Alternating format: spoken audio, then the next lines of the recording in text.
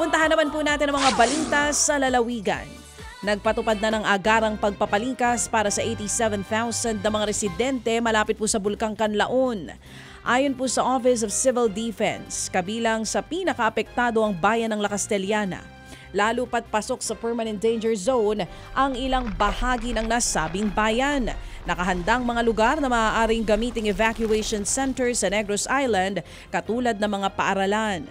Inihahanda na rin ang supply ng tubig para sa mga evacuee at mga supply katulad po ng pagkain pati na rin ang face mask. Nauna na rin sinabi ng Canlaon City Negros Oriental LGU na maraming residente na rin ang kusang lumikas dahil sa takot na pagputok muli ng Bulkang Kanlaon.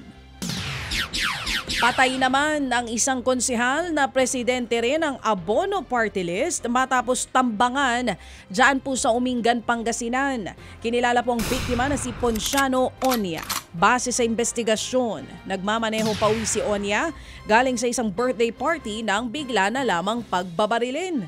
Isinugod po ang biktima sa ospital pero idineklara ring dead on arrival. Politika ang nakikitang motibo sa krimen, lalo't re-electionist si Onya.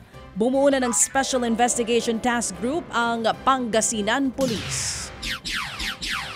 Patay din ang isang lalaking umaawat sa rambulan sa isang bar dyan po sa Baguio City. Nako po, oo, ayun na nga. Kita po sa video na nasubsob ang biktima habang umaawat sa dalawang grupo po na nagrarambulan. Maya-maya nilapitan siya ng isang lalaking may hawak na kutsilyo saka ito inundayan ng saksak. Naitakbo pa sa ospital ang biktima pero namatay rin kalaunan.